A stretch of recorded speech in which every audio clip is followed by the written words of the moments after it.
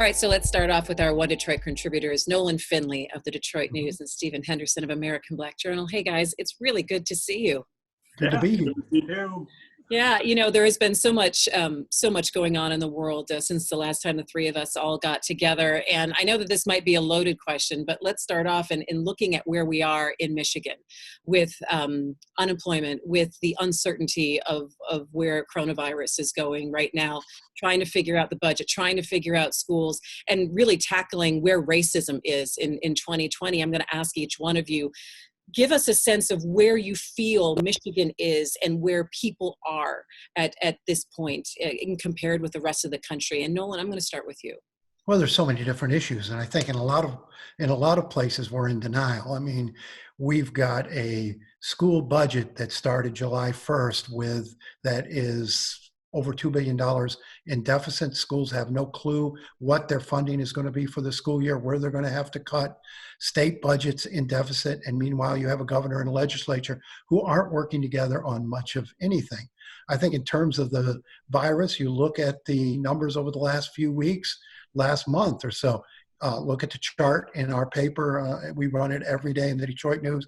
The curve is clearly flattened, and deaths, we went 2 or 3 days with 1, 2, 3 deaths. So we clearly got the dangerous aspects of the virus under control. And even after a bit of a spike over the last couple of weeks, they're falling again. So I think we've got the virus, if not vanquished, but certainly in a manageable position. And that's good news. Jobs are going to come back slowly here. And, because it is still heavily manufacturing state, and jobs are going to come back, but probably, as always, slower than the rest of the nation.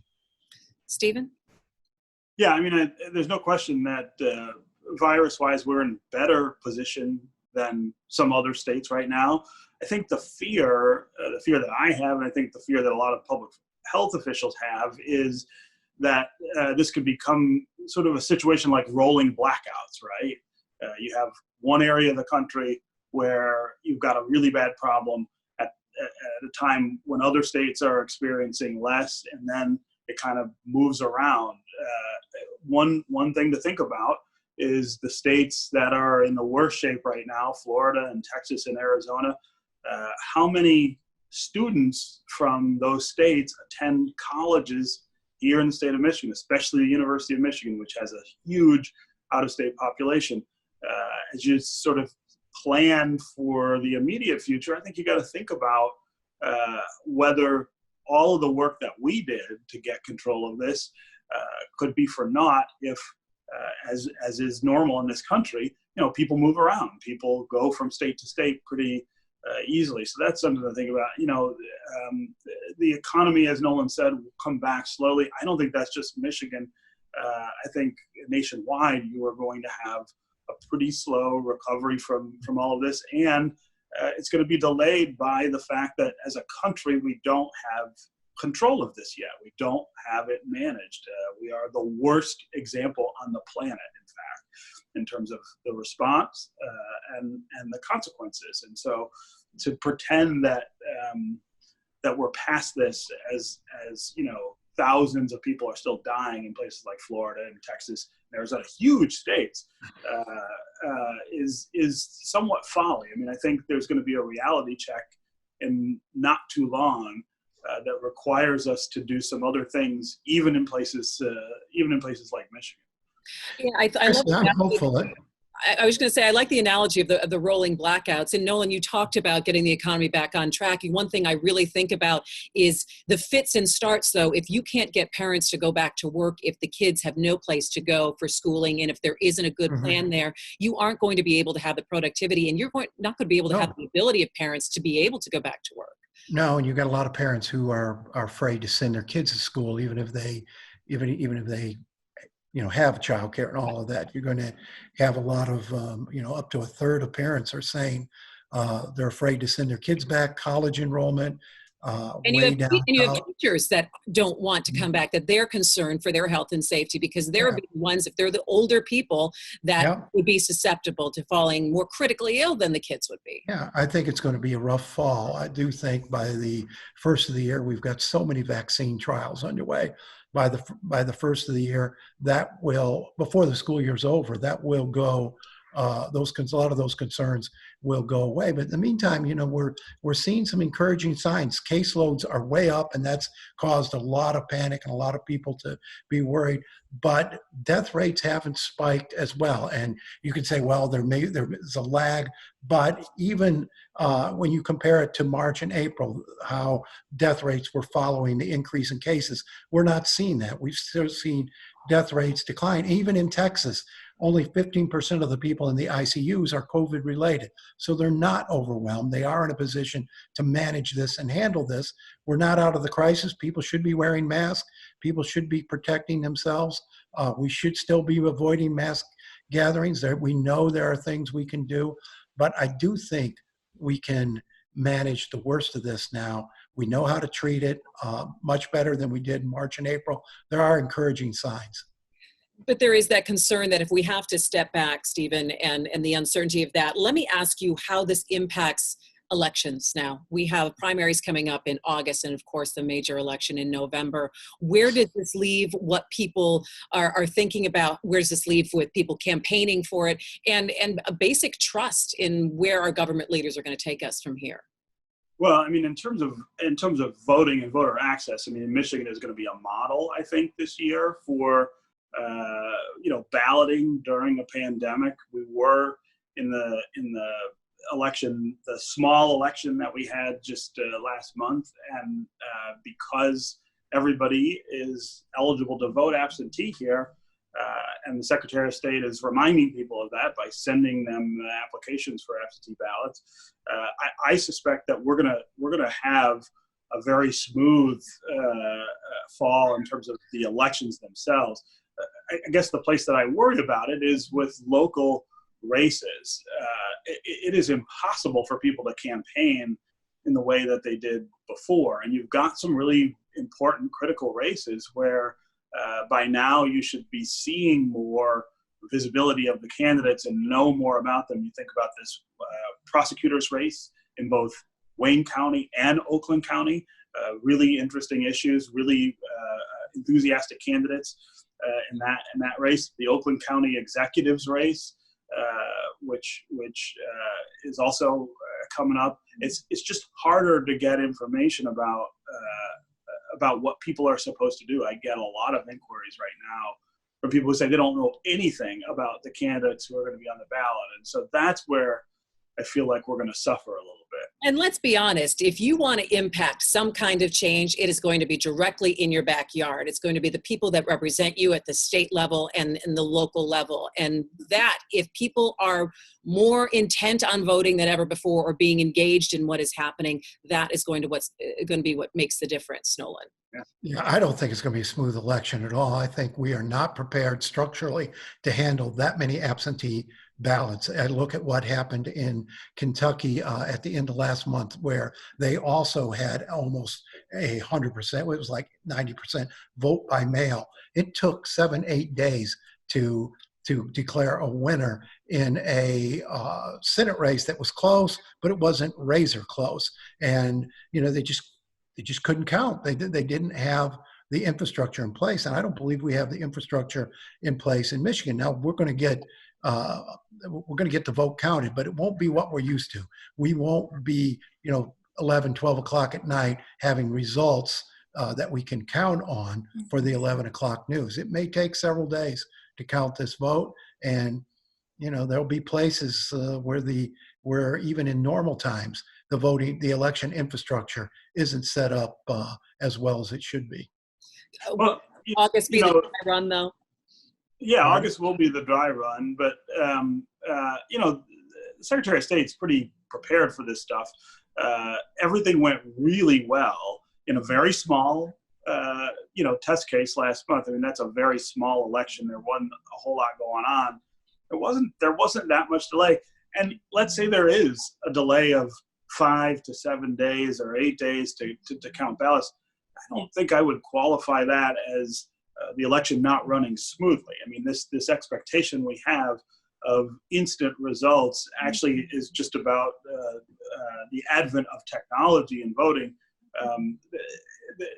You don't have to look that far back in history for instances where we've had to wait, and that vote counting took time. I don't know that should undermine people's confidence. Just because you don't know at midnight who won the race you voted in doesn't mean that there's something wrong with the system. It means that there's a pandemic and that everything is different. Right? It's a different expectation. Let me ask you both this. What are you watching now in the next week? I know we had talked a little bit about how people are feeling about the monuments around the country right now. Nolan, what else are you watching? Well, I think, we've seen now what we have is two different, what I feel, two different movements going on. You have the folks out there who are demonstrating for a specific outcome and waiting to hear what they expect to hear, waiting to see actions they expect to take. But you also have a lot of people who are out there killing folks. I mean, we saw the 8-year-old killed in Atlanta. You're seeing still a lot of violence, connected to these demonstrations. And I think that's getting to the point where cities can't tolerate that sort of lawlessness anymore. On the statues, I think that's a sort of an offshoot of the violent element of this. Removing statues from the public square, is something communities ought to debate and do out of the rightness of their hearts. But it's been so indiscriminate. Frederick Douglass fell over the last couple of days. It seems like destruction for the sake of destruction rather than a clear mission in many places. And we can't have people dying, children dying in the name of these protests. We just can't have it. Stephen. Yeah, I mean, I think to associate the violence with the movement is probably a little irresponsible. The movement is not about violence. There are always violent elements who latch on to big movements and have their own agendas. And I think you got to be able to keep that clear. That doesn't mean it's okay. It doesn't mean that we shouldn't be focused on that violence and focused on especially the lethal violence that's taking place. But let's remember that all of this was caused by official lethal violence, which is sanctioned in state after state in this country. And that Black people have had enough of that. Also, the monuments. We've been saying for more than a century that these monuments are not okay. We've been trying to have civil debate in the public square about what should be memorialized and what's not. And white officials, especially in the South, but also in the North, have basically been told us to kick rocks. So we're in the streets saying we're going to do it ourselves. This is the result of an America that has been reluctant and too damn slow to fix systemic racism and inequality. And we're going to have to some of this is going to have to take its course before we get back to the place where we are actually having some sort of dialogue about this kind of thing. It's boiled over, and that's no one should be surprised that we're at this point. Well, you can't look at the death of children and innocents as acceptable collateral damage. I don't care what the cause is. And the mayors and police chiefs in these cities who have been afraid or timid about addressing the violence because they don't want to be seen as being in opposition to the rightful protests, I think they've got to get a hold of themselves and their cities. You can't have people dying. I don't care how just the cause is. You can't have the deaths of people being seen as worthwhile collateral damage. We've got more Black people who've been killed at the hands of white police officers than people who've died in these protests. And again, that's absolutely not true over the past year. More people have died in these protests than at the hands of police over this past year. I mean, that's not true. We've been dealing with this issue for 3 centuries in this country. I mean, the idea, the equation of those two things is insulting to the people who have said this is enough. It doesn't mean that we don't care about the things that are also happening. Those things are also manifestations of inequality. They are manifestations of the violence that Black America has learned from white America in this country. This is the most violent country in the history of the planet. The idea that somehow this is about Black people not being able to comport themselves is absurd. Nobody said that, but I watched the interview with that father of that 8-year-old child who was killed, and I tell you, that was as moving as anything else I've seen. And I think his loss is as legitimate and as great as anything we've seen. And I think asking him to sacrifice his child in the name of any cause is irresponsible. But nobody's asking him to sacrifice his child. No one is sanctioning that happen. What we're trying to do is dismantle the system that creates the violence that kills not only his child, but all these other people. It is all part of the same American experience. It is all driven by the same continuum of violence that African American people suffer in America. And it is all rooted in the inequality that was baked into this country at the very beginning. But it was the breakdown of the system of law and order that cost that man his child. And that loss is very real, and it's avoidable. You call it a system of law and order, we would call it a system of oppression and death. I mean, these are not separate issues. You would like to make it a separate issue because it's great to elevate Black on Black crime versus white on Black crime, but it's all part of the same American continuum. And until we can understand that, we won't fix either problem. All of them are related. It is a part of the same system. The violence that African American people experience in their own community has its roots in the system of racism and inequality that framed the country. So you can't pull that out and say, well, this is worse than that. It's all part of the same ball of wax. These aren't white children getting killed. These aren't white neighborhoods being not taken over and terrorized. When the structure breaks down, when you don't have a reliable system of law and order, it's always the poor and the Blacks, the Browns who suffer the most. We suffered the most under the. I don't know how that's justifiable by any measure. Law and order is what killed George Floyd. Law and order is what killed Breonna Taylor. That's the point. And the absence of it is what are killing these children all over. And so we've got to have a different way of thinking about how we deal with community safety. We've got to have a different way of thinking. We have a different way of thinking about how we de-escalate the violence that exists in the Black community that is all driven by official policy. This is not a lack of law and order. It is the law and order system that we have in place that encourages all of the violence that we see in these communities. I don't disagree with that. Hang on. So this gets me to thinking and wondering, then how can we have these conversations or some kind of systemic policy change if there is disagreement on even the optics or understanding of what is happening right now? Just listening to the two of you disagree perception-wise of what you see and experience. Well, I mean, if you look, I mean, there are policy things you can do right now. I mean, you look at the recommendations on from the Joint Task Force on prison and jail incarceration in terms of de-escalating situations, treating the mental or handling the mentally ill with mental health professionals rather than police officers, arresting fewer people for minor infractions. Those are all things put together by a bipartisan task force, sound policy that we could pass today and should have passed already. There are things on the table and things you could do that would be very meaningful in de-escalating situations so they don't get to the point that we saw in Minneapolis.